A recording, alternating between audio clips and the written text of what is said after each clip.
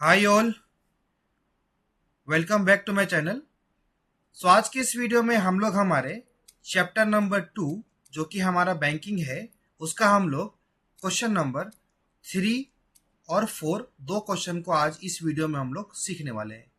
तो इसके पिछली वीडियो में मैंने आप लोगों को ऑलरेडी बैंकिंग का कुछ प्री आइडिया बताया था, फॉर्मूलाज के बारे में बात किया था और क्वेश्चन 1 और क्वेश्चन 2 दोनों के बारे में भी आप लोगों को बनाना सिखाया था।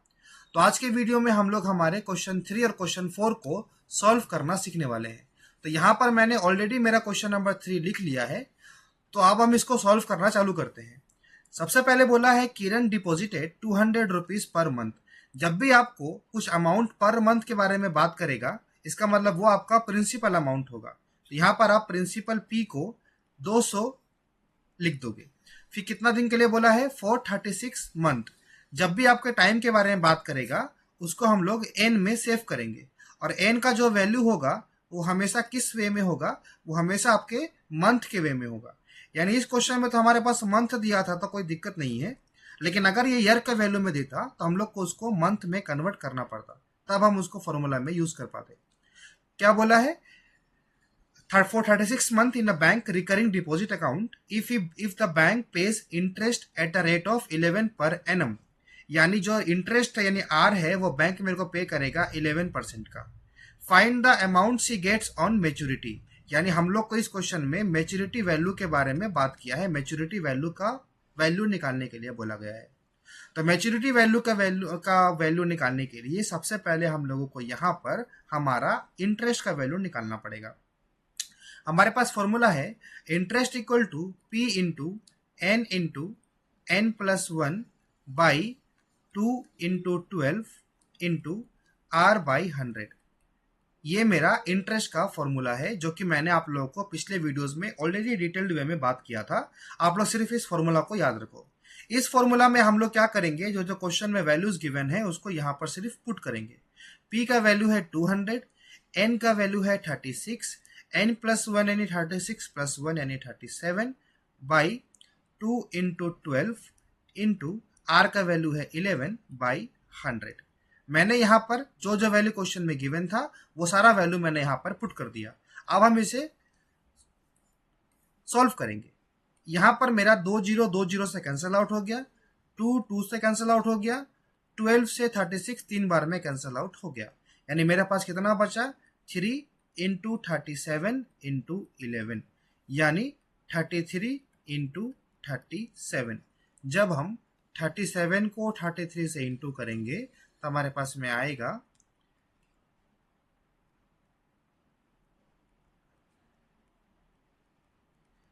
1221 1221।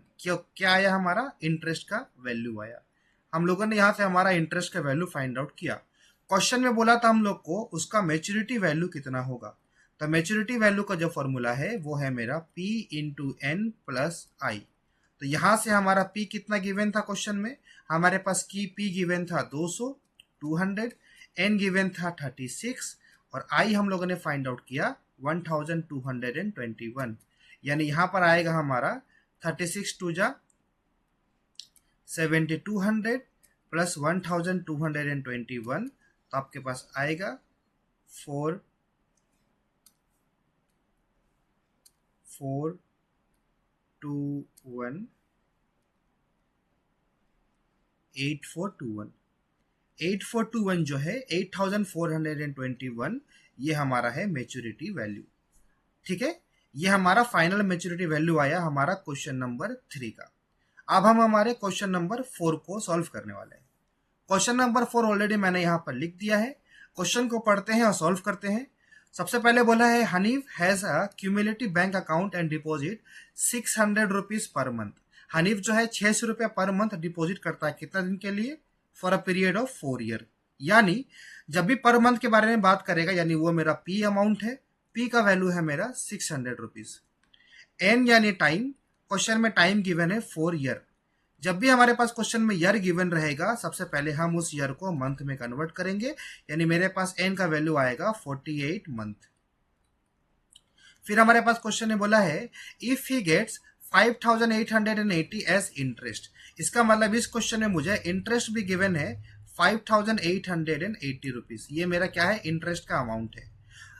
फिर हमको बोला है find the if he gets 5,880 as interest at the time of maturity. Maturity का टाइम पर उसको इंटरेस्ट मिला है, तो बोल रहा है find the rate of interest per annum, यानी हम लोग को यहाँ से आर का वैल्यू निकालना है। क्वेश्चन में आर का वैल्यू बोला है, ठीक है। आर का वैल्यू बोला है यानी डायरेक्टली हम लोग यहाँ पे क्या करेंगे, आई लिखेंगे। I equal to p into n plus 1 by 2 into 12 into r by 100। ये मेरा फॉर्मूला है। इस फॉर्मूले में P का जो वैल्यू क्वेश्चन में गिवन है वो है मेरा 600। N का वैल्यू जो क्वेश्चन में गिवन है वो है 48। N प्लस 1 यानी 48 प्लस 1 यानी 49 बाई 2 इंटू 12 इंटू आर का वैल्यू पता नहीं है, फाइंड आउट करना है, बाई 100। और यहाँ पर मेरा आई का जो वैल्यू है वो है 5,880। यानी इस फॉर्मूले में जो जो क्वेश्चन में गिवन था वो सब मैंने यहाँ पर लिख दिया। यहाँ पर आर का वैल्यू फाइंड आउट करना था, इसलिए मैंने आर को आर ही रहने दिया। अब हम इसको छोटा करते हैं। 0 से 0 0 कैंसल आउट कर दिया। 6 से 12 को काटा 2 बार में, 2 से काटा 48 को 24 बार में, 2 से काटा 24 को 12 बार में, यानी 5,880 equal to 12 into 49 into r. ये मेरा करंट इक्वेशन आया। मुझे यहाँ से आर का वैल्यू चाहिए, तो आर का वैल्यू जब चाहिए तो जब भी मैं 12 और 49 का इक्वेशन के तरफ दूसरी तरफ लेके जाऊंगा तो वो बाई में चला जाएगा, यानी 12 इंटू 49। यानी सबसे पहले मैं ट्राई करूंगा इसको छोटा करने का। 7 7 जा 49, 7 8 जा 56, 7 4 जा 28, 840 बार में वो कटेगा, ठीक है। उसके बाद 7 से फिर काटेंगे तो ये कटेगा 120 बार में, 12 से 120 काटेंगे कटेगा 10 बार में, यानी यहां से मेरा आर का वैल्यू आएगा 10%। तो क्वेश्चन में हम लोग को बोला था find the rate of interest per annum, तो हम लिखेंगे hence rate of interest per annum कितना है मेरा, 10%। ये मेरा फाइनल आंसर आया क्वेश्चन नंबर 4 का, ठीक है। तो यहां से मैंने आप लोगों को क्वेश्चन नंबर 4 और क्वेश्चन नंबर 3 दोनों का ही सॉल्यूशन करने के लिए बताया। सबसे पहले जब भी आप इस चैप्टर के क्वेश्चन को सॉल्व करोगे आपको फाइंड आउट करना है कि आपको कौन कौन सा वैल्यूज गिवन है, उस वैल्यू के हिसाब से आपको फॉर्मूला में वो सारे वैल्यूज को पुट करना है और सॉल्व करना है। जैसे इस पर्टिकुलर क्वेश्चन में हम लोग को इंटरेस्ट गिवन था, तो हमने वहां पर इंटरेस्ट का वैल्यू पुट करके आर का वैल्यू को फाइंड आउट किया। तो हर क्वेश्चन में कुछ ना कुछ आपको गिवन होगा और कोई एक पर्टिकुलर सिनारियो आपको निकालना होगा, फाइंड आउट करना होगा। तो आपको वहां से ये पता लगाना पड़ेगा गिवन क्या है और निकालना क्या है। तो आई होप आप ये सारे क्वेश्चंस को देखने के बाद में उन सारे क्वेश्चंस को सॉल्व कर पाओगे। तो अगर आपको ये वीडियो पसंद आया हो और आप चाहते हो कि मैं ऐसे ही फ्यूचर में और ज्यादा वीडियो बनाऊं जिससे आप लोगों को एकेडमिक्स में हेल्प हो, तो आप मेरे इस वीडियो को लाइक करें, मेरे चैनल को सब्सक्राइब करें और जितना हो सके उतना अपने फ्रेंड्स तक इस चैनल को पहुंचाएं, शेयर करें। So thank you so much for watching my video. अब हम मिलते हैं अपने अगले वीडियो में।